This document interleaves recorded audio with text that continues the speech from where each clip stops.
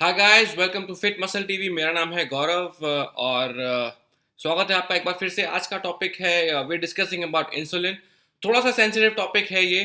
कुछ लोगों को लगेगा कि I M promoting the use of insulin bye talking about it, but ऐसा कुछ भी नहीं है। मेरा मकसद सिर्फ इतना है, आपके सामने करेक्ट इन्फॉर्मेशन रखना, सच्चाई रखना, डिसीजन आपको लेना है कि आपने क्या करना है आगे। आज के वीडियो में मैं क्या क्या कवर करूंगा, मैं पहले कवर करूंगा इंसुलिन के बारे में। इंसुलिन रिलीज कैसे होता है, इंसुलिन का काम क्या होता है, इंसुलिन लेने का सही टाइम क्या होता है, इंसुलिन किन लोगों के लिए बेनिफिशियल है और किन लोगों के लिए नहीं है, इंसुलिन के साथ में क्या और स्टैक कर सकते हैं आप। Will talk little bit about diabetes and then we'll talk side effects of insulin and then different types of insulin. So शुरू करते हैं आज का टॉपिक। सो गाइस, सबसे पहले इंसुलिन कैसे काम करता है। आपकी बॉडी में एक ग्लैंड होता है पैनक्रियास, पैनक्रियास के अंदर होते हैं बीटा सेल्स, बीटा सेल्स से रिलीज होता है इंसुलिन। कब होता है रिलीज? जब भी आप कुछ कार्ब्स खाते हैं या कुछ मीठा खाते हैं और जब भी आपका ब्लड शुगर लेवल राइज हो जाता है तो इंसुलिन रिलीज करती है body. Insulin is a transporter hormone.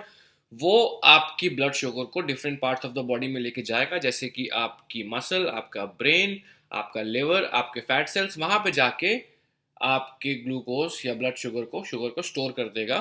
Fat में in the form of fat cells में in the form of fats करता है, मसल में in the form of glycogen करता है और वगैरह वगैरह। जैसे कि सेकेंड चीज, बॉडी बिल्डिंग में इंसुलिन का क्या रोल है। बॉडी बिल्डिंग में इंसुलिन इंट्रोड्यूस हुआ था आई बिलीव 1990 के बाद, दशक के बाद। और कैसे हुआ था इसका introduction in body building? Because कुछ लोगों ने इसको लेना शुरू किया एंड देन दे फेल्ट कि their growth was increased, double हो गई उनकी ग्रोथ। तो तब से ये चलन चल गया है बॉडी बिल्डिंग में कि insulin is an anabolic hormone, it is the most anabolic hormone. कोई भी आप फोरम्स में जाके सर्च करिए, टाइप करिए इंसुलिन, और वहाँ पे आपको ऐसा लोग क्लेम करते मिलेंगे कि insulin is the most anabolic hormone, it is the most advanced hormone. ये आज के प्रोफेशनल बॉडी बिल्डर्स यूज़ कर रहे हैं। That is why they have broken the growth barrier. जो ह्यूमन बॉडी आज जहाँ तक गई है वो इंसुलिन के बिना पॉसिबल नहीं था, और वगैरह वगैरह। सो गाइस, सबसे पहली चीज़ तो ये आप सोच लीजिए कि जितने भी लोग फोरम्स पे ये सब डिस्कशन करते हैं, एक नंबर के गधे बैठे होते हैं अपने लैपटॉप के पीछे, कीबोर्ड के पीछे, जिनको कोई नॉलेज नहीं होती। सबसे ज़्यादा नॉलेज वही लोग देते हैं जिनको नॉलेज नहीं होती, और जिनकी खुद की तो फिजिक तो दूर दूर तक है ही नहीं, और यूज़र नेम बनाएंगे अपना अच्छा खासा और लोगों को फंडे देंगे। अच्छा, इंसुलिन लेने का टाइमिंग, बहुत लोग आजकल इंसुलिन लेते हैं बिफोर जिम, इंसुलिन लेते हैं on low carb diet, insulin लेते हैं on a ketogenic diet, because उनके दिमाग में क्या भरा हुआ उनके ट्रेनर ने कि insulin is the next generation of hormones which will build muscle. But mark my words, insulin is not anabolic. Yes, insulin has zero anabolic properties. Insulin का काम क्या है? It is a transporter hormone. It will only shuttle the nutrients from your blood to your muscle. इतना ही काम होता है insulin का। अगर आप बिफोर जिम इंसुलिन ले रहे हैं, आप उल्टा क्या कर रहे हैं? अपनी ब्लड शुगर लेवल को कम कर रहे हैं। आप जिम में जाएंगे, when you have 200 kilos at your back, आप ब्लैकआउट हो जाएंगे। आपके चांसेस है ब्लैकआउट होने के, बिकॉज आपकी ब्लड शुगर लेवल डेंजरसली लो भी हो सकती है अगर आपने अपना इंसुलिन ठीक से काउंट नहीं किया है तो। जैसे कि आजकल चलन है, सब लोग गुरु बने हुए हैं, कोई भी कितना भी रिकमेंड कर रहा है, या इंटरनेट से पढ़ के, गूगल से पढ़ के भी लोग कर रहे हैं। उस केस में इंसुलिन काफ़ी डेंजरस हो सकता है, स्पेशली आप लो कार्ब डाइट ले रहे हैं। कार्ब्स तो है ही नहीं बॉडी में आपकी, और आप इंसुलिन और ले रहे हैं ताकि वो कार्ब ब्लड शुगर को और लो कर दे, तो आप मुसीबत बढ़ा रहे हैं अपने लिए। आप हाइपोग्लाइसीमिक शॉक में चले जाएंगे।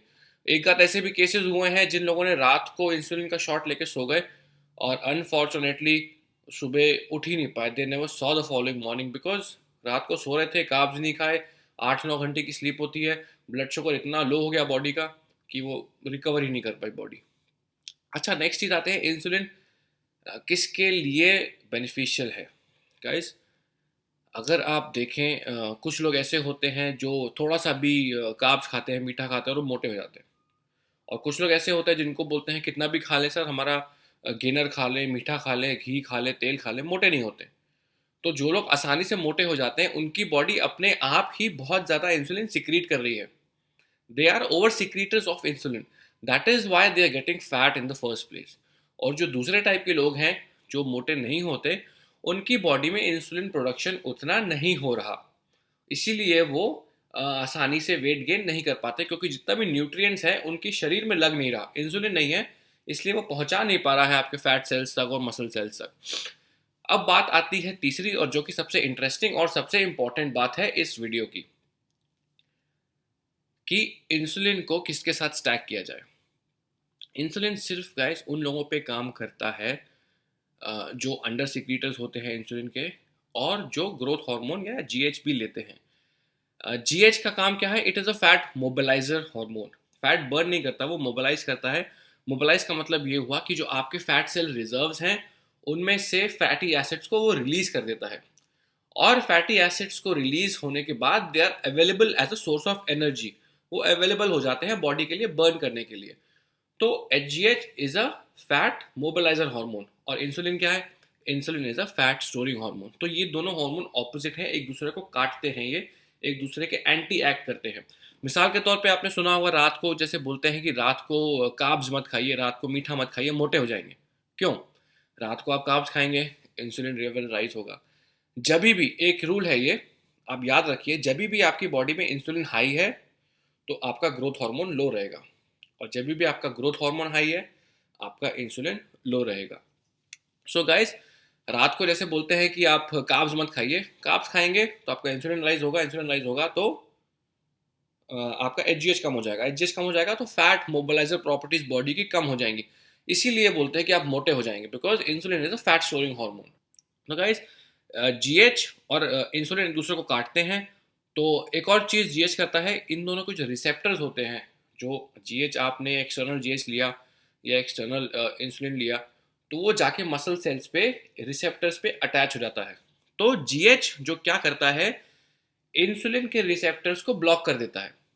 अब जैसे मैंने बात की थी, जिन लोगों को आसानी से वेट गेन नहीं होता, वो लोग when they are taking let's say gear testosterone and they are doing a cycle of testosterone and deca and let's say trenbolone, कुछ भी ले लीजिए, उन्होंने अब नेक्स्ट साइकिल में जीएच ऐड किया।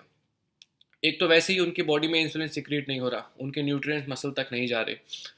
अब जब वो जीएच लेते हैं, GH makes you insulin resistant. मतलब क्या है इसका? जीएच जब आपके मसल सेल में जाता है तो इंसुलिन के रिसेप्टर्स को ब्लॉक कर देता है। तो इंसुलिन आपकी बॉडी में कितना भी हो, वो जाके अपना इफेक्ट नहीं दिखा पाता है। सो उन लोगों के लिए, सिर्फ उन लोगों के लिए इंसुलिन बेनिफिशियरी होता है। ऐसा देखा गया है, जो उस टाइप के बॉडी बिल्डर्स होते हैं, व्हेन दे टेक और when they supplement with insulin, they see growth in their body. और ऐसा करना उनके लिए बेनिफिशियल भी है, बिकॉज आपकी बॉडी क्या सेंस करती है, आपके रिसेप्टर्स के ऊपर जीएच लग गया, इंसुलिन रिसेप्टर्स के ऊपर, तो इंसुलिन अपने रिसेप्टर्स पे एक्ट नहीं कर पा रहा है। तो आपके पैनक्रियास को ये लगता है कि आपकी बॉडी में इंसुलिन कम है और मैं ठीक से काम नहीं कर रहा। सो पैनक्रियास डबल स्टार्ट काम करना स्टार्ट कर देते हैं, ट्रिपल काम करना स्टार्ट कर देते हैं। उनको ये नहीं पता कि रिसेप्टर्स ब्लॉक है, वो उसको लगता है कि इंसुलिन कम है, इसीलिए वो रिसेप्टर तक जा नहीं पा रहा। सो पैनक्रियास का काम बढ़ जाता है। So these guys when they supplement with insulin, it is good for their pancreas, it is good for their beta cells, so it prevents their beta cells from burning out. इसीलिए सिर्फ उन type के body builders में या उन type के लोगों में जिनमें वेट गेन की प्रॉब्लम होती है बहुत ज़्यादा, and when they supplement with GH, उनको ही इंसुलिन रिकमेंडेड होता है। और ऐसे बहुत ही कम लोग होते हैं। Most of the people they don't need insulin to build on muscle. फालतू की एक मार्केट में बात चल गई है, एनाबॉलिक है, एनाबॉलिक है। बिकॉज गाइस क्या हो रहा है, आपने गियर लिया, you taking testosterone, you taking trenbolone, growth नहीं हुई। आपने उसके बाद कहीं गए, यार क्या करूँ, कुछ नया सामान दो, मज़ा नहीं आ रहा। हाँ भाई, जीएच ले जाओ, नहीं ग्रोथ हुई, because you are not working hard, आपकी डाइट पॉइंट पे नहीं है। तो यू ऑलवेज थिंक कि I am not growing because there is something missing from my cocktail. कुछ मैं ऐसा नहीं ले रहा जो कि प्रोफेशनल्स लेते हैं, इसीलिए मेरे को वो ग्रोथ या वो प्रोग्रेस नहीं दिख रही। और जो आपको सामान दे रहे हैं, जो लोग ये धंधा कर रहे हैं, वो भी कभी आपको नहीं बताएंगे कि असली रीज़न क्या है। उनको अपना सामान बेचना है, बेचते रहेंगे, काम करते रहेंगे, और आप इसी चक्कर में फंसे रहेंगे। अच्छा, तीसरी चीज़ जो बात करते हैं फटाफट, डायबिटिक की, टाइप 1 डायबिटीज़। वो लोग होते हैं जिनकी बॉडी में बीटा सेल्स ठीक से काम नहीं करते, और जो लोगों को इंसुलिन प्रोडक्शन ठीक से नहीं होता। So these guys also they supplement with insulin. Type 1 type 2 में फ़र्क क्या है? टाइप 1 में इंसुलिन प्रोडक्शन कम होता है, टाइप 2 में इंसुलिन प्रोडक्शन होता है बट उनके रिसेप्टर सेल्स उतने एक्टिव नहीं होते ताकि वो इंसुलिन को एब्जॉर्ब कर सके। तो जिन लोगों को वेट गेनिंग में प्रॉब्लम नहीं है, जो आसानी से वेट गेन कर लेते हैं, आई am not talking about muscle gain, I am talking about general fat gain also, कि थोड़ा सा खाया और उनको लगता है हाँ हम मोटे हो गए, ब्लोटिंग हो गई, उनके लिए इंसुलिन बिल्कुल नहीं है। बिकॉज वो उनकी बॉडी को पता है, आपने अगर 50 ग्राम्स ऑफ कार्ब्स खाया तो आपकी बॉडी को पता है कि उस 50 ग्राम्स को एब्जॉर्ब करने के लिए मुझे कितना इंसुलिन रिलीज करना है। आप अगर ऊपर से लेंगे तो आप अपनी बॉडी की केमिस्ट्री खराब कर रहे हैं। आपकी बॉडी से अच्छा कोई नहीं जानता कि आपको कितना, आपके गुरुजी भी नहीं जानते कि कितना इंसुलिन चाहिए। हो सकता है किसी को 50 ग्राम कार्ब्स पचाने के लिए 10 आयु चाहिए हो, किसी को 8 आयु चाहिए हो, किसी को 7 आयु चाहिए हो। जो हम लोग कैलकुलेशन करते हैं वो एक जनरल कैलकुलेशन होता है, but your body is the best master. Body को अपना काम करते दीजिए।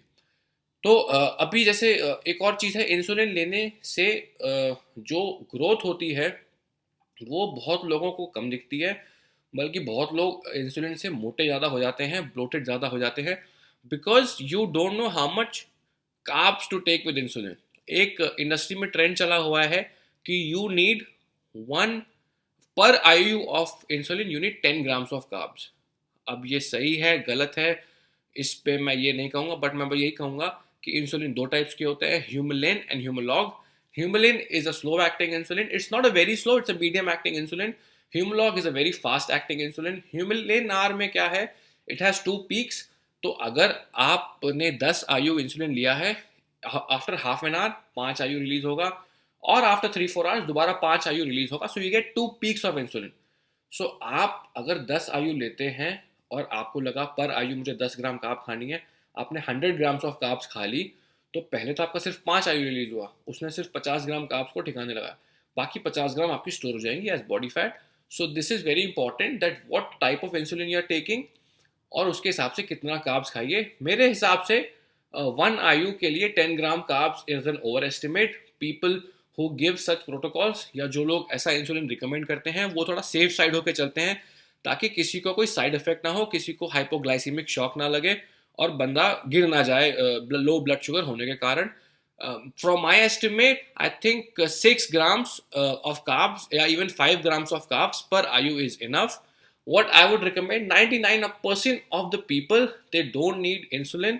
The body knows how much insulin to be released. So आपका डिसीजन है, आपको खुद ही करना है, कोई आपकी हेल्प नहीं करेगा इसमें, मैंने सिर्फ इन्फॉर्मेशन दी है।